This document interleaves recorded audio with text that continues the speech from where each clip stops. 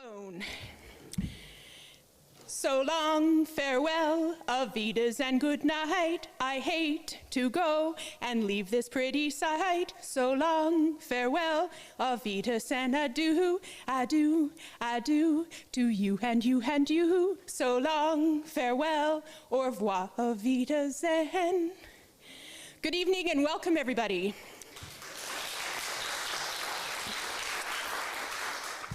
I am sure this is the most unusual retirement event that you will never go to. Of course, we would rather have everyone here with us tonight to share stories and laughter as we pay tribute to Reverend Dr. Brian Goodings. But sadly, the COVID has made it impossible to be all together, and so we have decided that without eliminating people, this was the way to go. The event committee and a few other participants have gotten dressed up to be with you on YouTube, while you at home are in your best loungewear.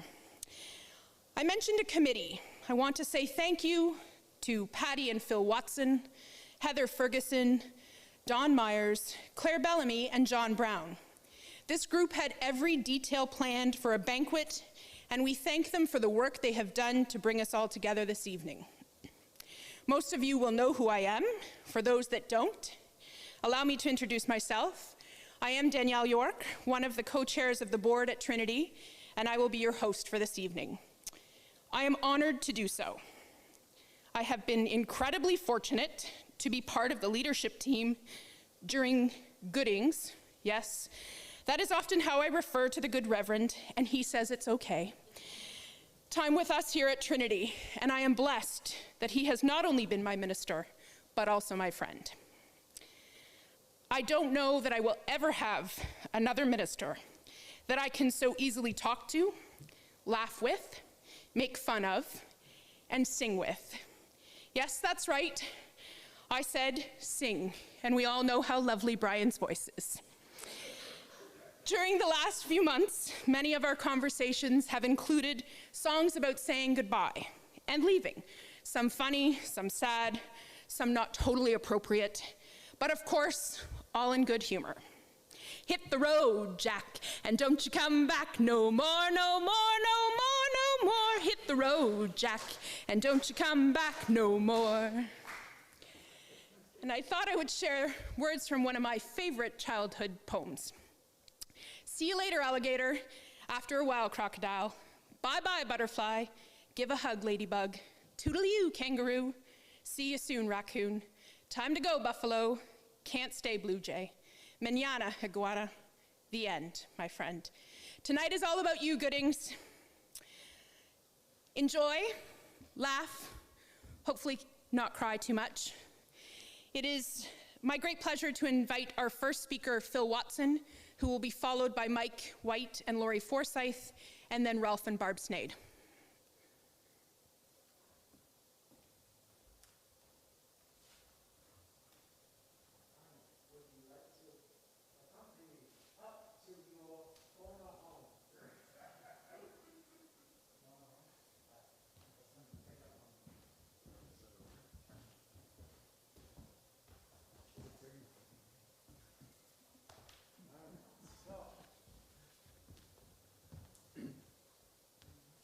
As we ride out, oh, I better take this off. You have to be at the mic. Oh, I have to be at the mic too. Oh, so much to learn. As we ride our motorbike through life, our paths cut across the journey of so many others. Sometimes we talk, with others we just wave or share eye contact. Some are not even ever noticed. It would seem, however, that Reverend Brian does get noticed. I have the honor of presenting to you, Brian, a certificate of recognition from the town of Collingwood. It reads, Reverend Dr. Brian Goodings, Reverend Dr. Brian W. Goodings, in recognition of your years of service to the congregation and your community as the minister of Trinity United Church. On behalf of the town of Collingwood and the members of council, we wish you all the best in your future endeavors. And it is signed Mayor Brian Saunderson. However, when I received this, it came with a covering letter, and it said, "Please find enclosed a certificate recognizing Reverend Dr. Brian Gooding's years of service to the congregation and our community. Please pass along my appreciation, congratulations, and best wishes to Brian as he starts a new chapter in his life. He is a remarkable person who has done much for our community and is a shining example of someone who truly leads and inspires by example. Best regards, Brian Saunderson, Mayor." I have the great privilege to present this to you. Thank you. There is your certificate. Totally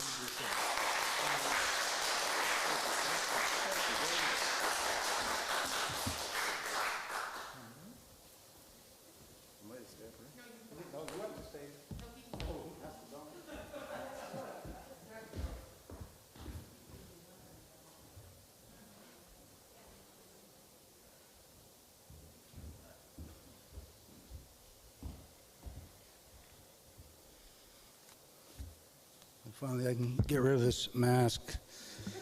I think most of you know who we are. My name is Mike White, the custodian. And I'm Lori Forsyth, the office administrator. And probably of everybody here, Lori and I, other than his family, are the ones who spent the most time with Brian over the last 4.5 years. So we want to share a couple of things about Brian. First thing, I always wanted to work with a guy who drank the odd beer, cursed the odd time, and liked hockey. I just didn't think would be my Trinity United Church minister. That's the way it turned out to be. But Brian is perceived by a lot of people in this community, curling, hockey, everybody here is a good guy, a regular guy, and he is a good guy. But in reality, he's a very unique man with a high intelligence, compassion, and dedication to people. And very humble as well. Over the last 4.5 years working with Brian, in the mornings he's getting ready to go somewhere, and I'll ask him, where is he going? Where are you going? I'm heading off to a hospital, a nursing home, a funeral home, a graveside service, a wedding, or a private visit to somebody's home. He has time for everybody. He sacrifices most of his time for others. One example, on his own personal vacation time, I think this was 2 years ago or something, Brian was up north at God knows where, and he had to come home. He cut his vacation short because somebody here in the community wanted him to do the funeral service, and he never says no. His compassion is immense, and it is real. Recently, I saw him welcome a dying member of our congregation into the church for a brief visit. That person has since passed away. But I know Brian gave them comfort, and he gave them love. Brian, the other thing about Brian, he's always worried about other people's feelings, and he cares about everybody's feelings. He once told me that there was a certain thing that we did in church every once in a while that he didn't like, but then he said, "Don't tell anybody in the congregation." Okay, I won't tell anybody, and I never did. I kept my promise, Brian. He's been a role model for me, for Lori, for everybody in our church. Many times I say to myself, I wish I was more like Brian. I wish I could, how would he handle it? And I think a lot of us do that. It's been a privilege for me and Lori to hang out with you, Brian, and to be a small part of your life. Happy trails, pal. Go ahead, Lori. I don't have a lot to say, but I have a short little thing I'd like to share. I just want to wish you, Brian, a new journey of success and happiness in your new page of your life. Hope you have an abundance of opportunity to do all the things your heart desires. And we have a little gift for you, Brian, here. We have something for you.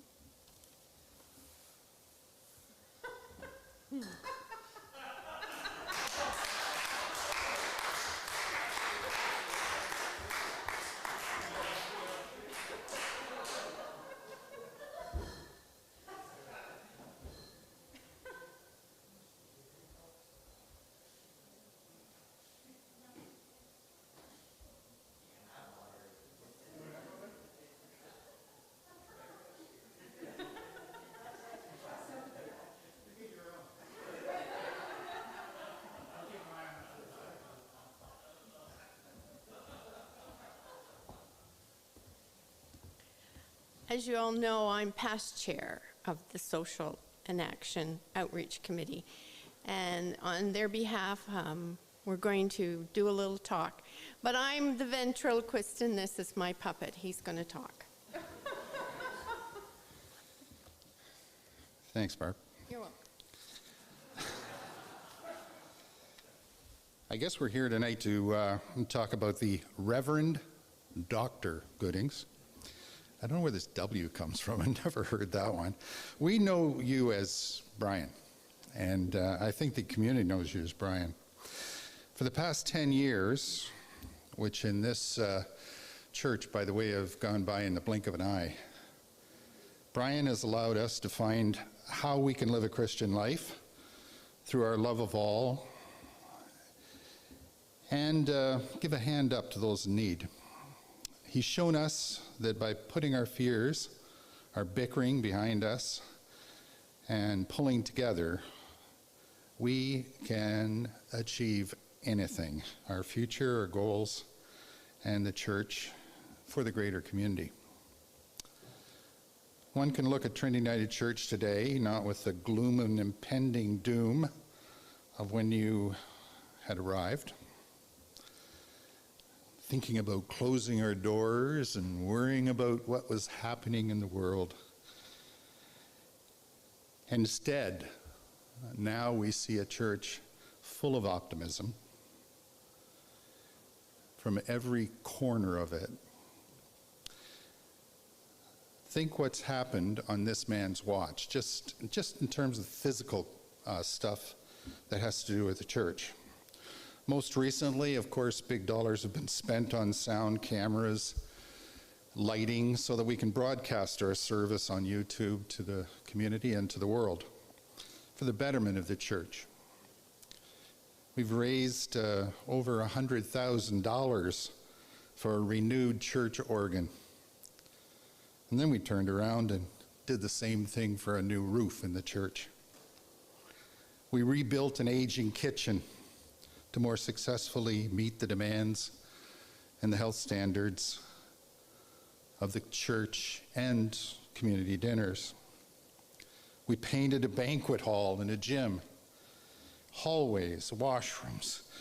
We've removed the dark, bringing us into the light. We built our parking lot to twice the size and watched it fill all week long with community activity. That was new, whether church-related or even community involvement. New light from the replacement of all of the windows in the church. New, more efficient energy, brighter. And you know, we can set a budget and really come close to meeting it and know if we really had to balance it, we probably could. All of this in the 10 years that you've been here, which is pretty astounding. But more astounding is what you've done in terms of the church's support for the community and the promotion of projects in the Outreach and Social Action Committee. When you arrived, we weren't a committee.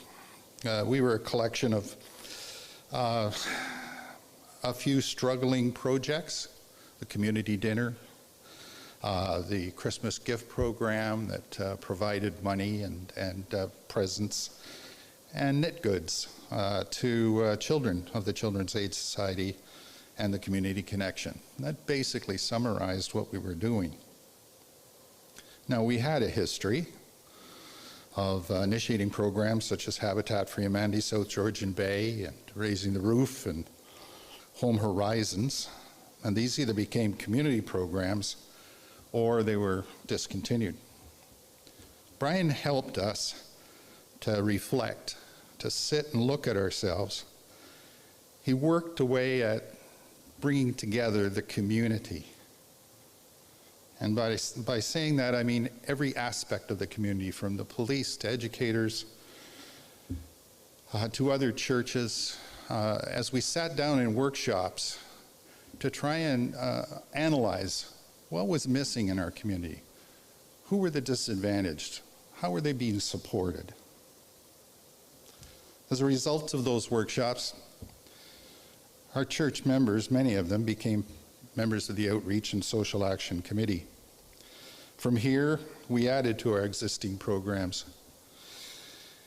Many champions came forward, getting support from the rest of the committee as volunteers and promoters and recruiters of the congregation.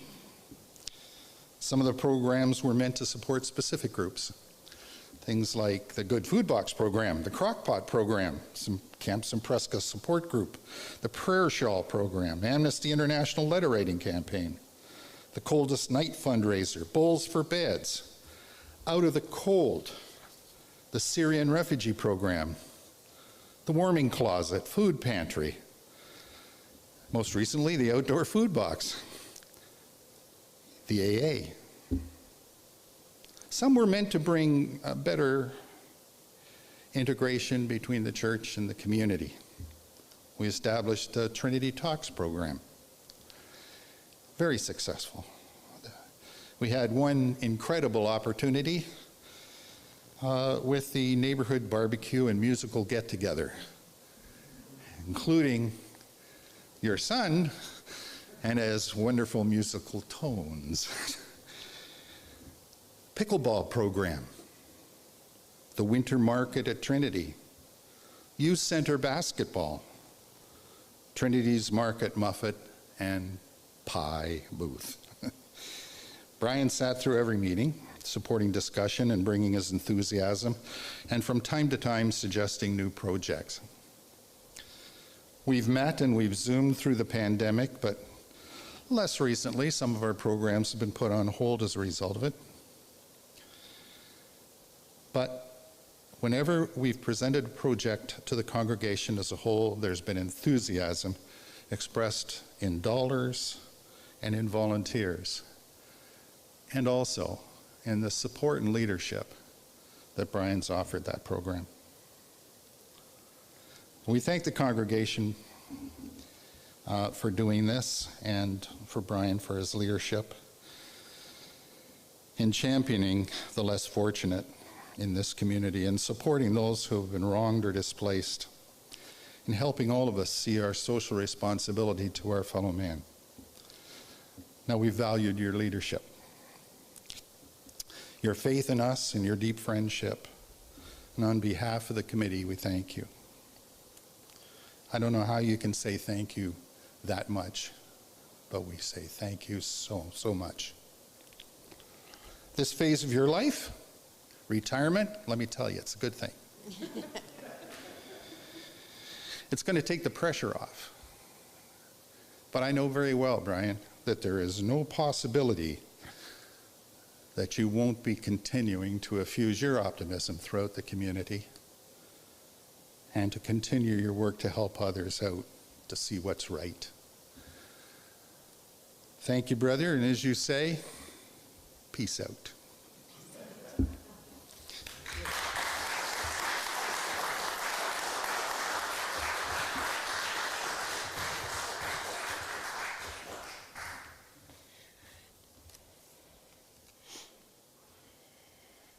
I'm not crying, you're crying. Feel free to join me in on this one. You just call out my name, and you know wherever I am, I'll come running to see you again. Winter, spring, summer, or fall, all you have to do is call, and I'll be there. You've got a friend. All my bags are packed, I'm ready to go, 'cause I'm leaving on a jet plane. Don't know when I'll be back again. Our next speaker tonight is Heather Ferguson, and then I would ask Joy Barr and John Brown to follow Heather.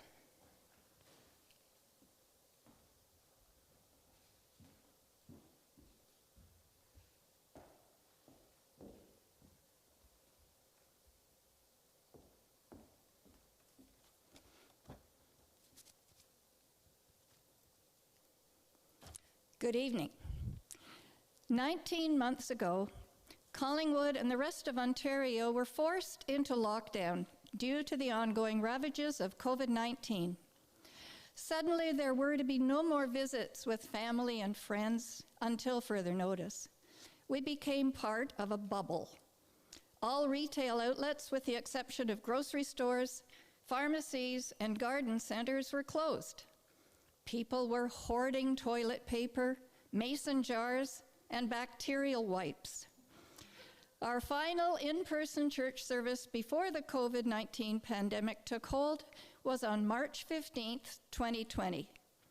In spite of the Herculean efforts by many Trinity members and others to provide us with televised live and YouTube services on Sunday mornings, it was still a very sad, scary, and depressing time for everyone.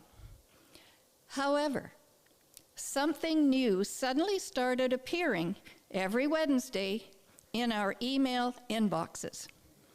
A weekly essay from Rev Brian, sorry, that's just what I call you, from Rev Brian that he called Musings. In Brian's own words, in his last Musings, number 61, he says, "My intention in writing these musings was to keep in touch during the long months of the pandemic. They were always intended to raise serious topics of faith and life with humor and to provoke thinking and conversation. Only Brian could make a faith and life lesson out of things such as wobbly raccoons, dog poop fairies, huggable llamas, and red roosters."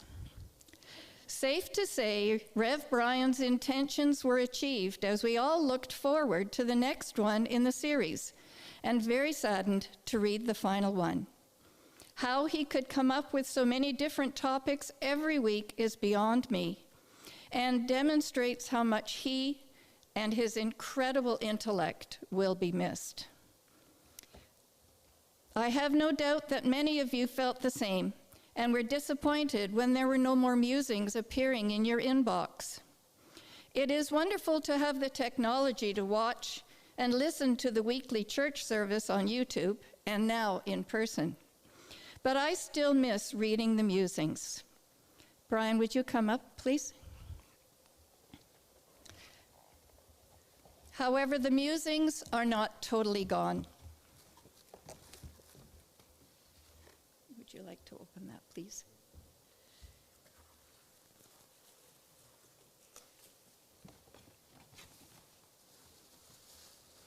In celebration of your retirement, Brian, we have made a book of all 61 of your musings, a book for you and one for the church archives.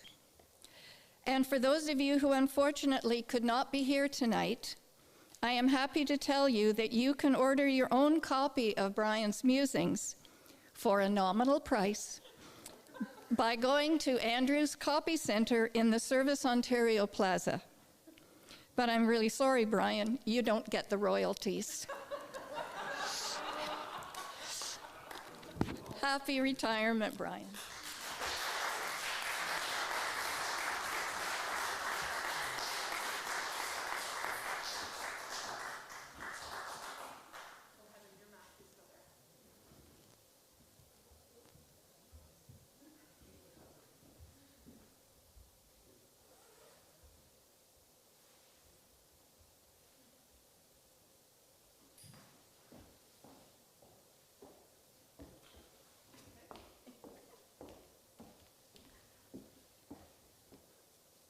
I'm getting old.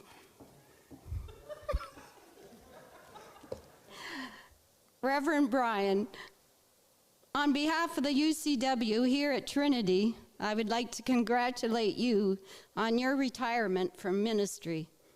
I know you will always continue your ministry on the ice, or on the water, or in the woods. Wherever you put your feet down, we wish God's blessing on you and your family. We have enjoyed having you drop into the kitchen, joking with us all, eating with us, offering your praise for all that we do, and even offering us your help.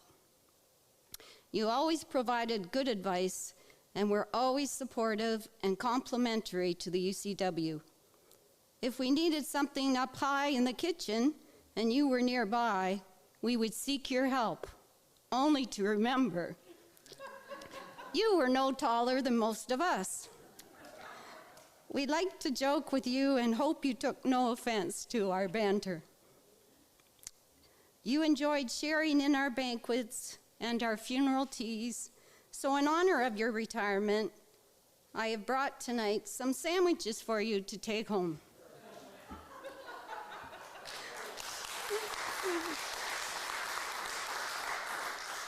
Sorry, there is no turkey dinner at this time. In all seriousness, we will miss your humor, your care, concern, and most importantly, your smile. Enjoy retirement, and as someone dear to me says, don't let the old man in.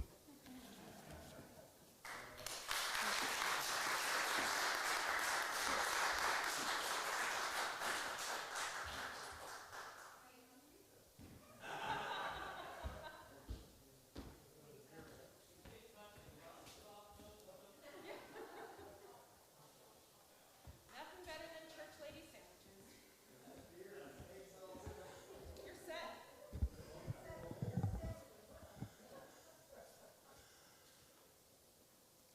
My name is John Brown. I've been with Brian for all of these 10 years, and it's been a marvelous experience, I must say. And there's, I think, a lot of emotion tonight among many of you that you're trying to hold back. But this is a lighter moment, and to give us a broad connection, someone from the East Coast has written a message I'm going to share with you, Brian. It says, "Dear Brian, it has been a real pleasure knowing you on and off the ice. We reviewed each of your sermons while at Trinity, and two things became evident. First, all your sermons were well thought out and well delivered. Secondly, we discovered that you have 1,029 favorite poets. May your retirement be all blue skies and green lights. Best personal regards, Al and Julie, Lockery, Halifax, Nova Scotia." So there's a keepsake, and here's another one in the form of a book. And last Sunday, you were telling all of us to come and get rid of all your books. And what is our committee doing? We're making books for you. So, sorry, we got it all crossed up. Anyway, this book has your title on it, Reverend Dr. Brian W. Goodings, 2012 to 2021. And it has a photograph that someone in the congregation took the day of your first service in January 2012. It was probably George who took the picture. They were driving to church and they saw a halo around the sun and they took the photo. And then when I researched this for the ancient spiritual understanding of a halo around the sun, well, you'll have to Google it because I won't tell you. You look that up for yourself because it's kind of scary. Anyway, so this book, 10 years ago, the search committee chaired by Danielle. See, here she is, Master of Ceremonies tonight, and she chaired the search committee that hired you. Was there something going on between the two of you that we didn't know at the time? The search committee was asked to find a new minister who would have the following qualities: be experienced, engaging, innovative, keen to learn, a strong communicator, of warm personality. I didn't think all those qualities existed in one person, but you managed to check all the boxes. That's quite an accomplishment. And On August the 28th, 2011, we had a meeting in the banquet hall, and the search committee announced its recommendation to hire you, and the congregation wisely approved, which was a good thing because the search committee would have had to resign if they didn't. So your time began with us January 2012. It has been a very quick and eventful decade filled with wonderful memories, so many in fact. When I tried to compile them in this souvenir book, I ran out of pages. So this book only takes us to the end of 2015. So it's volume 1. Volume 2 is in the works. It's a photo collection of all of the accomplishments, and I just wanted to share one photo. This is you, Brian, when you joined us, your first service in January 8th, 2012. And it is really a great photo. And the only thing about it is that concerned me was how much you've aged in the last 10 years. We've been really hard on you. Thanks for the memories. Have a wonderful retirement.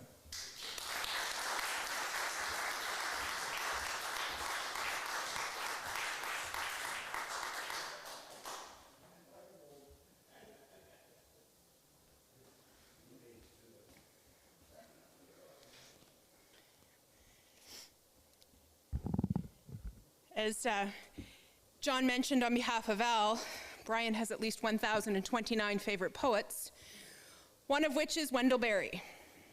I admit I had never heard of Wendell Berry until I met Brian. God, yeah, now I know a lot of Wendell. But I found these words from Wendell Berry, and for me, they represent Brian in many ways. You mustn't wish for another life. You mustn't want to be somebody else. What you must do is this: rejoice evermore, pray without ceasing, in everything give thanks. I am not all the way capable of so much, but those are the right instructions. Paul Sloan is our next speaker, who will be followed by Phil Watson.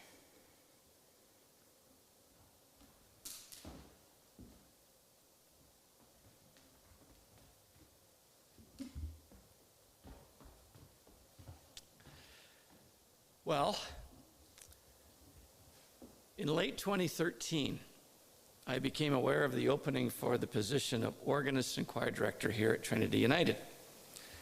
Intrigued as I was about the opportunity, I applied for the position and met for an interview with the search committee comprised of Danielle York, Deb Rogers, and Bonnie French in early 2014. Sensing a good fit, I wanted to be sure, however, and the critical piece as I see the role is being on the same page as the minister. In terms of the importance of music in the worship service, not to mention the style of music, preferences, and overall theological considerations. So I asked the committee, did they think that the minister would agree to meet with me? They said sure. So I emailed Brian and we worked out a meeting date and a time in late January. So there it was on a cold Friday evening at the end of a busy week, knocked on Brian's office door. In I went and sat down. Before we got started, however, he said that he had an important question that he needed to ask. My mind started to race. No doubt this would be something along the lines of, what is my theological framework for church music? What would I bring to the church? And what experience do I have that would interest him in working with me? Or it would be along the lines of, tell me your plans. Will you upend the traditional use of the organ? Will you institute a praise band format? I braced myself, hoping that whatever I said wouldn't negatively impact his impression of me. The question came, what's your favorite NHL team?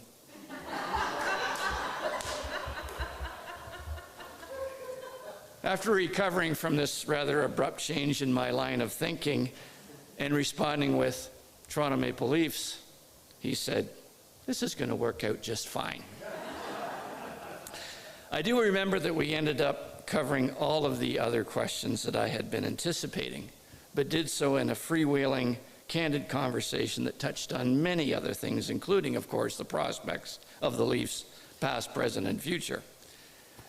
As good fortune would have it, I was offered and accepted the position, and without question, one of the highlights has been working with Brian. We developed an easy and complementary rapport that I felt translated very well in terms of thematic and visual cohesion at each Sunday service. We fell into a very productive but comfortable routine of emailing back and forth at the beginning of each week, where we shortlisted the hymns as they reflected that week's lectionary. But beyond that, we also explored other avenues of thought, be they theological, congregational, seasonal, and many times we talked about how and where faith, worship, and religion fit into the context of our modern, complex, and crowded contemporary life. Which leads me to what I admire most about Brian. He lived out his faith within that very context, not removed, not detached, and not distant from, but right in the heart of our community. If we are called to be living our faith, if we are challenged to believe that Christ is among us, then sitting in judgment apart and aloof surrounded by sycophants is the antithesis of that. I grew to understand what made Brian tick, what made his faith tick.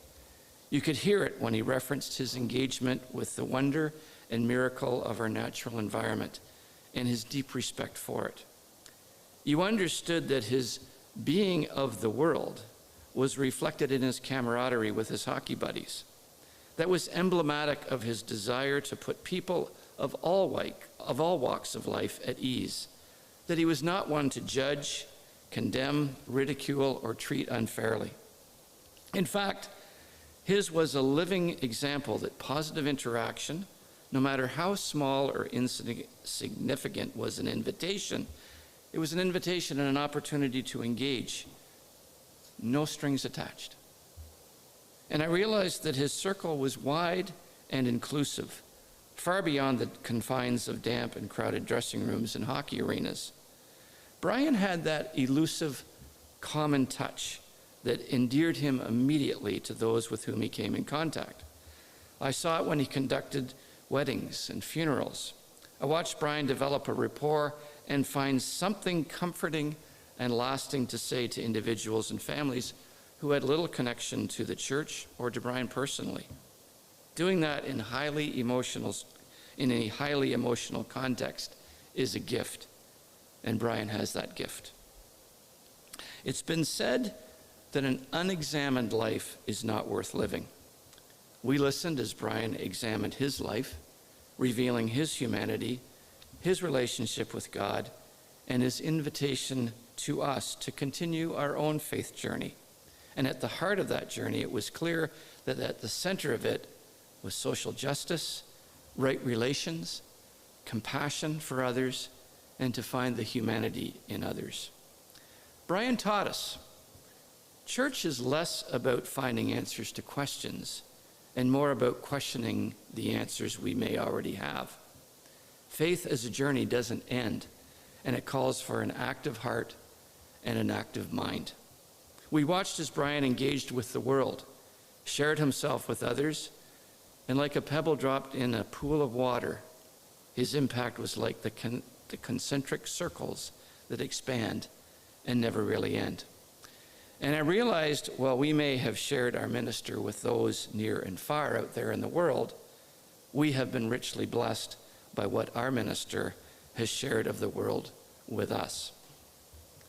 Back in the 1970s, there was a gifted politician, short of stature, by the name of David Crombie. Hard though it is to imagine in today's polarized political climate, Mr. Crombie, while serving as the mayor of Toronto, earned near universal affection as expressed by his unofficial title, Toronto's tiny, perfect mayor.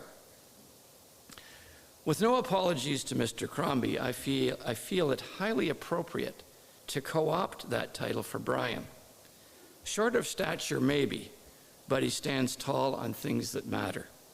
Brian will be remembered during his ministry here at Trinity for the things he said, for the things he did,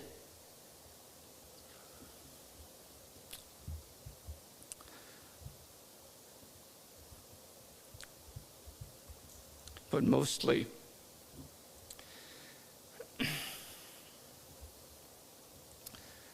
for the way he made us feel.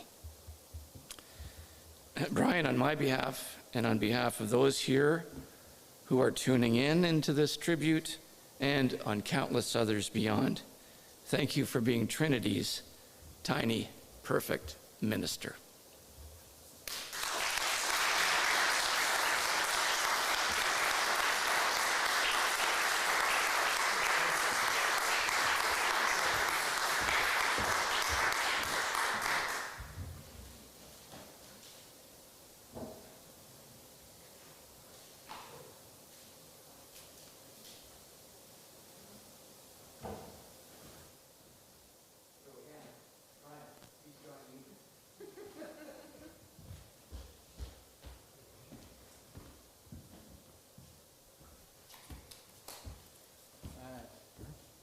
Remember that motorbike?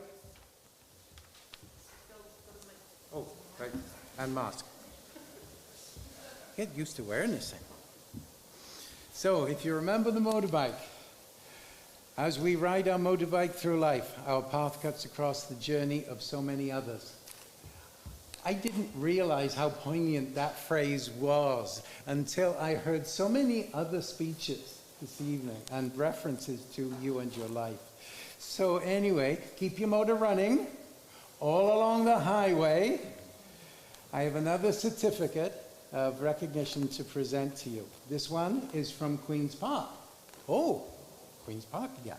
It reads, as a member of Provincial Parliament for the riding of Simcoe Grey, I am pleased to offer my most heartfelt congratulations to you on the occasion of your retirement from the ministry. This event provides an opportunity to reflect on your years of leadership at Trinity United Church and your service to the people of Collingwood and region. Although that does fit. Your legacy reaches well beyond the active and thriving church you are passing on. Your faith, spiritual guidance, and commitment to his work is a blessing felt and appreciated by all you have touched, in times of joy and in times of despair. Your community is grateful for your approachability, your kind manner, and your thoughtful counsel. Please accept my very best wishes for a well-earned, long, and healthy retirement, with many more years of celebration in faith. And go Leafs go! Sincerely, Jim Wilson, MPP. And honestly, that Go Leafs Go is actually on the certificate. This one, Brian, is framed, and perhaps you just show it up to the camera, whichever the camera is. And it does say Go Leafs Go.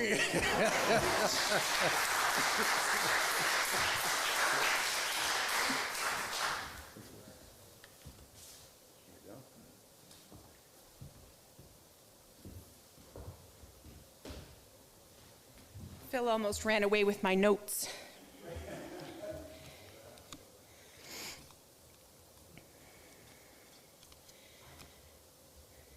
From Hebrews 6:10, God is not unjust. He will not forget your work and the love you have shown him as you have helped his people and continue to help them.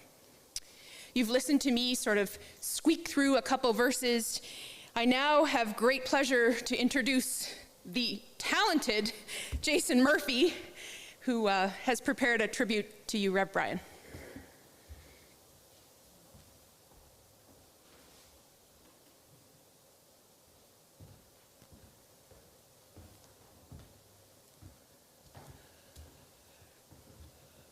Well, I was going to start with some words of thanks to my agent, because some agents get you bookings to speak, and some agents get you bookings to sing. But if you have a really good agent, like Danielle and I, you get booked to sing and speak. So yes, I was going to start by thanking my agent, but then it just occurred to me that my agent also booked me to speak after Paul Sloan. So there's going to be a difficult conversation had tomorrow. I feel very, very privileged to be a part of this, to be given the opportunity to say thank you and farewell to Brian in a public way. I know that if these were more ordinary times, there would be, this sanctuary would be full to the rafters. There would be a lineup of people going down the aisles and out through the doors, seeking to get a couple of minutes at this lectern to tell you what Brian has meant to them, how he has helped them or inspired them, or been there for them in a difficult time, or said the right words to them, or maybe just listened to them when they needed someone to do that.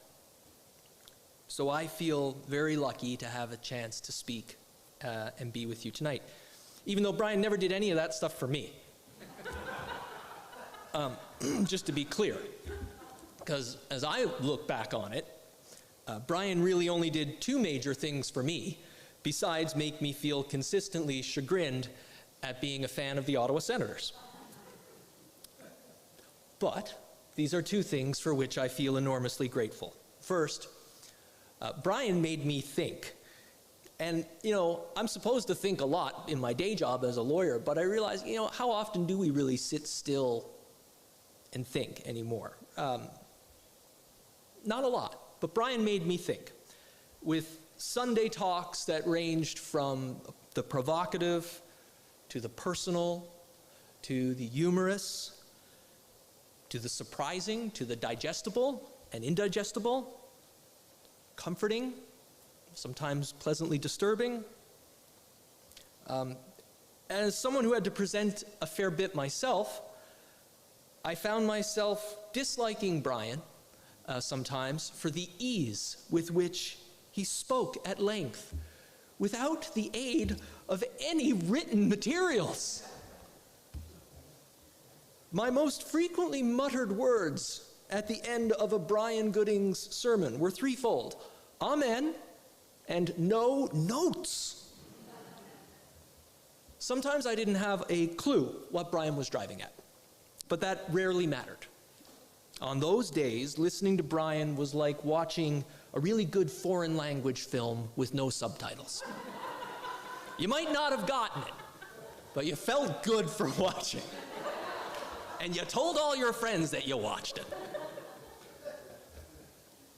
The second thing that Brian has done for me and for my family over the past 10 years or so that we've been part of this community, which I realize now is about the same amount of time that Brian has been a part of the Trinity community, is that he's made me and my family feel very welcome.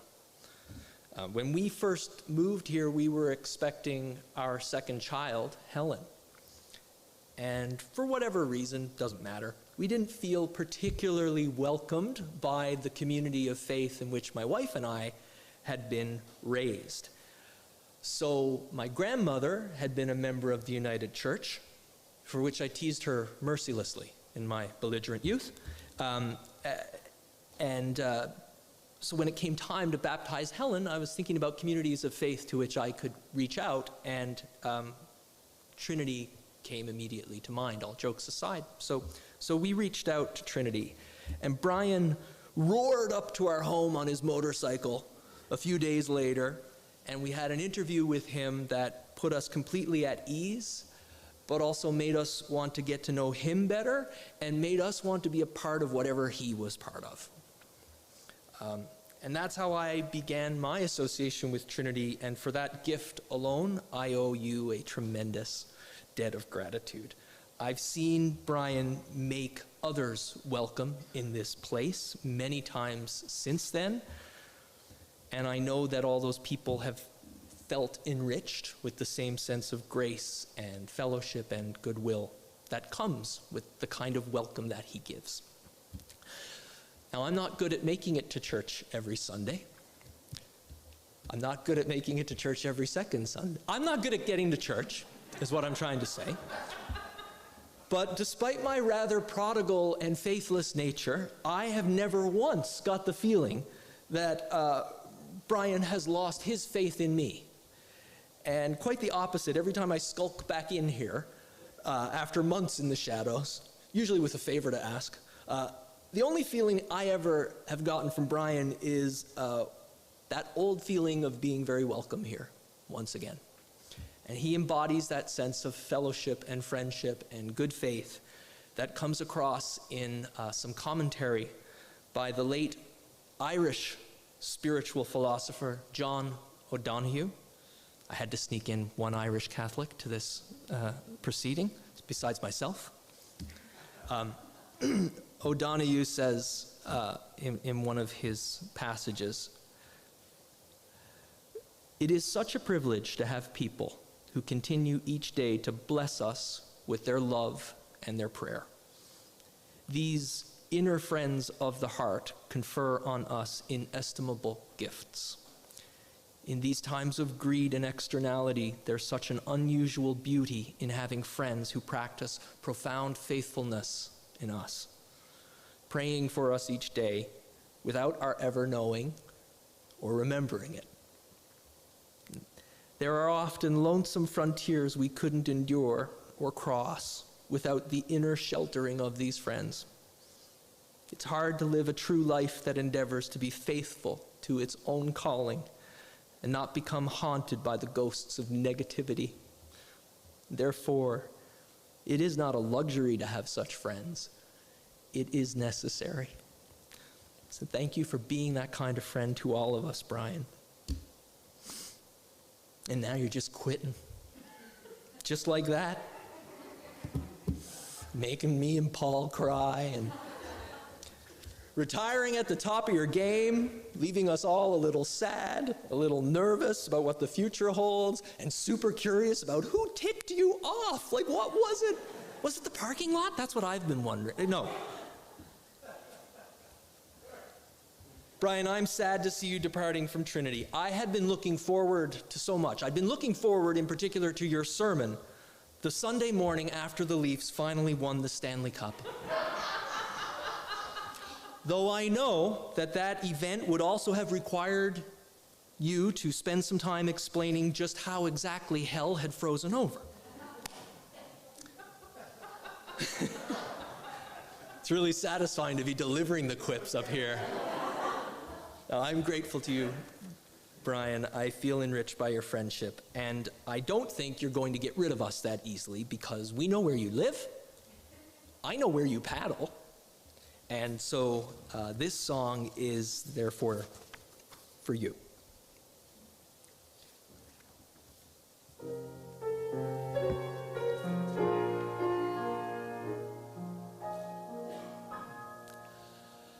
I'll be seeing you in all the old familiar places that this heart of mine embraces all day through. In that small cafe, the park across the way, the children's carousel, the chestnut tree, the wishing well. Yes, I'll be seeing you in every lovely summer's day, in everything that's bright and gay. I'll always think of you that way. I'll find you in the morning sun, and when the night is new, past the moon, but I'll be seeing you.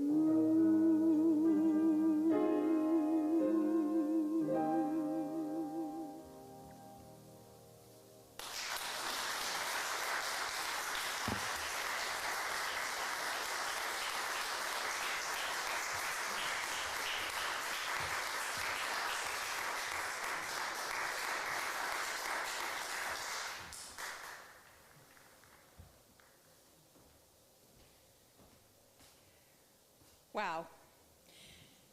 Patty, it's you. It's your turn.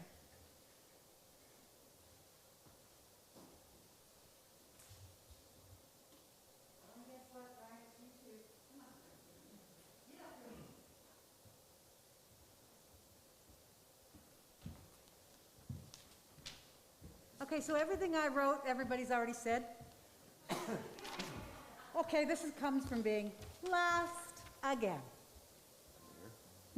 Yeah, go ahead, have a little rest. Well, there's not much left on the table, so I guess I better go choose one. Or choose the right. It was late last winter when Don Myers called me. It was cold, I remember that, to ask if I would be on another committee. Y'all know me. I've been on a couple of committees. It's okay. But this was a committee to help organize your event for your retirement. Oh, this was great, right? Everybody was really happy. With COVID, unfortunately, which came along a month later, and with it being so unpredictable, we needed to plan for 2 potential events, and we didn't get to eat or gather. But here we are, and we're doing a YouTube, we're sending it out, and everyone at home, we hope, is enjoying the evening as well as we are. In the nearly 10 years here, you've involved yourself in all aspects of church life. You've guided us when needed, prayed, laughed, cried, joked, and sang with us all, albeit not the descant. But did I hear that last Sunday? I think I did. I was excited right from the start to be included in this very special time. And we on the committee, we all knew that your retirement gifts, they should reflect who you are and how you've shared yourself with us at Trinity. Your photo album, the collection of your musings during COVID, they've done just that. And I hope this next gift will do the same and also demonstrate how much you mean to us. I want you to open that.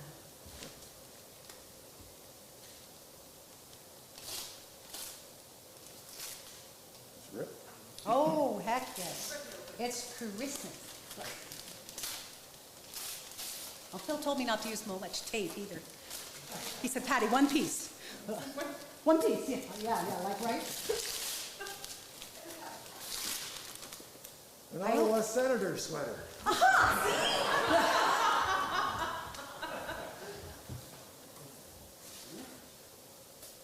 So this, isn't it?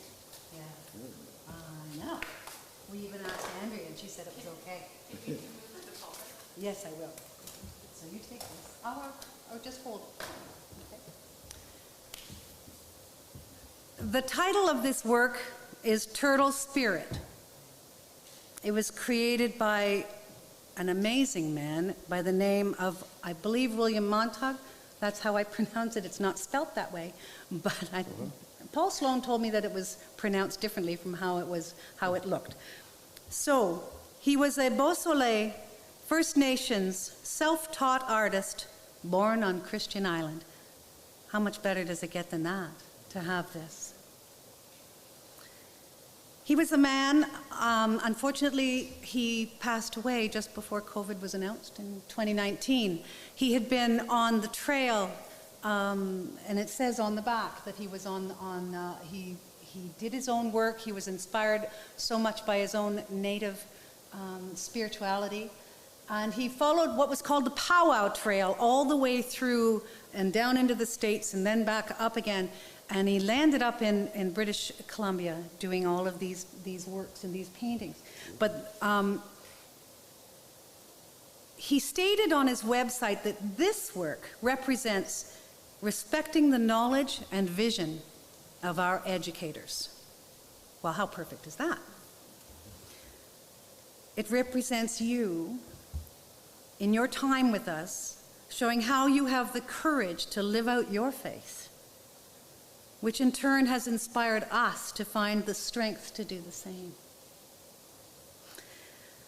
The turtle in the art to me represents our congregation and our greater community. And of course, you're the eagle. As you have the courage, the strength, and wisdom to share God's lessons with us. Thank you from all of us at Trinity for allowing us to understand and remember who we are and whose we are.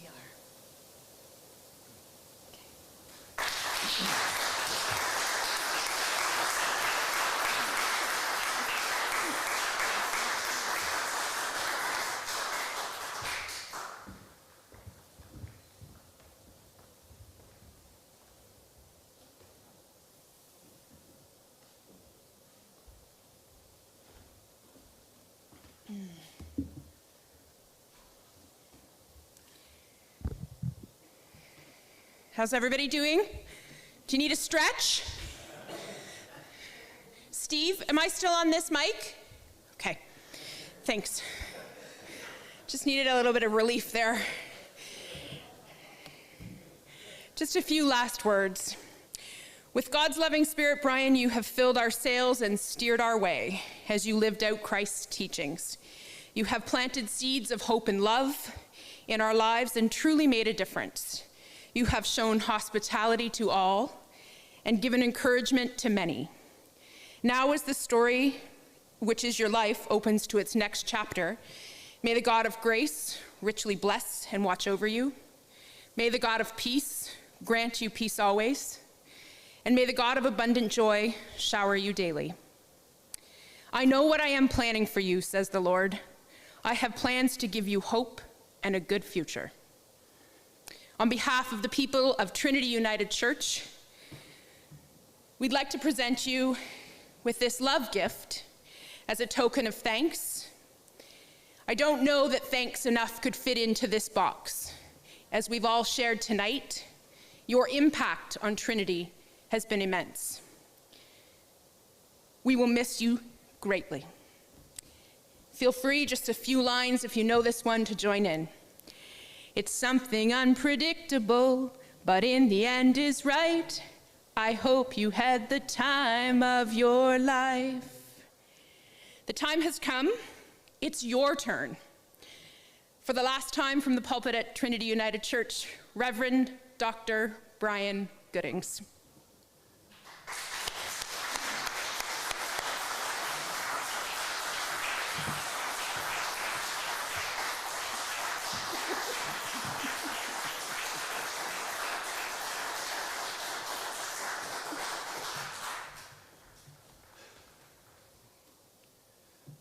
Is this on?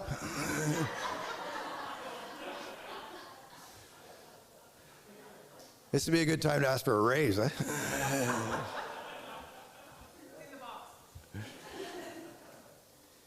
I'm not going to say a lot, but I was thinking about the journey here to this night, and it started on that day. The picture was taken of the halo of the sun on that week. Was a beautiful stormy winter week, and the first day, I think it was the 2nd or the 3rd of January, I began my job here, and I set out to get here and got to the edge of Thornbury, and all the roads were closed. I was speaking to a police officer that I knew, and he said, "Where are you going?" I said, "I'm heading to Collingwood to my new church." "No," he said, "all the roads are closed." And I said, "Well, come hell or high water, I'm going to get there. And I did. County Road 19 and so on. And I would say, looking back on that beginning, I can't say there was ever one day that kept me from this place. It was a place I wanted to come, and a place that I've loved deeply through the years. When I arrived, Lorraine was here, the staff was different. Joan was here, and I was told that the church was haunted with ghosts. And it sounds like that was partially true, too. And I was in my office working. It was near Christmas. It was the 23rd, and I was by myself in my office. And I'm not really a ghost guy, but I was working away. It was a sleet-driven night, and it was eerie in a lot of ways. And suddenly, on my shoulders, 2 hands were placed quite firmly. I was convinced it was Theo who had sneaked up behind me in the, even though it was 10 o'clock at night, but it wasn't. It was something happened. And I laughed after the event, and I can't make heads or tails of what that experience was. But after that, I laughed about the ghosts in the church, but I came to realize that the church isn't haunted, it's spirited. So I guess the difference between a ghost and a spirit is the fear that comes with one and not the other. And I began to look around the church at all the plaques that are on the pulpit and on the walls, and I realized this church has been here a long time. And a lot of people have been here just like us, who have loved this place, who've celebrated in this place, who have felt love in this place and found the God and the Spirit they needed to go on in their lives. And so, to me, this place really is inspirited, an inspirited place. I would often go back and look at on the back of the sanctuary, Mike has put the pictures of all the clergy people that have served in this congregation, almost from the beginning. I think it's 1853, Edward Sallows, is that 1853 is the beginning? It's quite a remarkable record in that I wouldn't think many churches would have such a complete record of pictures of clergy people who have served this church over the last 100 and whatever years we've been here. And I would go to those pictures, and I'd look at those pictures and wonder what issues they were dealing with in the church in their day. What was going on with you here? What was happening? And I came to quite enjoy entertaining the thoughts of the church that they knew as Trinity United Church and how different it would look to the church we are today as Trinity United Church. And yet, we're part of a long and good story in this place. There really are great things possible and happening. And the last number of months with the COVID pandemic that's kept us from being here, it's forced us to start to be church in new ways. And I think all of them are not negative. And we've become more adept, and we had people step up, and I especially remember Whitey, who would have been with us tonight probably if he could, and how important it was. People came forward to offer their gifts and skills, and that's what happens in a place like this. There's opportunities to participate in meaningful activities in the community. To me, that's the church at its best. And this place is full of strong and wonderful and creative and confident leaders that allow that to happen. So when you ask what ticked me off, nothing ticked me off. I had my moments, of course, and I guess I would say it's not you, it's me that we're breaking up. And it's, I think it's, it would say, I would be able to say completely honestly that it's been a wonderful, wonderful time in ministry in this place. And it's not anything I created, it's simply I was allowed to be who I am and embraced for that. To me, that's the gift, and that's the sign of a community that really loves. And that's who we are. When I was ordained, if you can see on the sanctuary or the communion table, there's a chalice, and I was given that on the day I was ordained in Beaverton, Ontario. And ironically, Judith Oliver was ordained the same day. And she saw my chalice and said, "Hey, I got one of those." And I said, "I do too." And so the other day I was moving art and books out of my office, and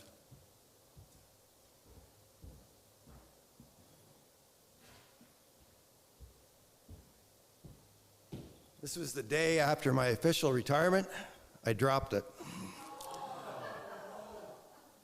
I thought I could glue it together, but in some ways, maybe it's best not glued. Maybe it's symbolic of a ministry that has taken pause and has changed. And so I'm not going to glue it back together, at least right away. And I hold in my memory and heart and the gifts you've given me and the stories, a deep, deep love. And I appreciate all you are and all who you are and will be. And I can't say enough how thankful I am for the time I've been given here. So thank you all. And I will say one of the pet names I have for Danielle is Dinglehead. And you can see how central she is, but she represents, I think, to me, the best of who we are. And so, on behalf of all I feel for this church and all we are as church, thanks be to God. Amen.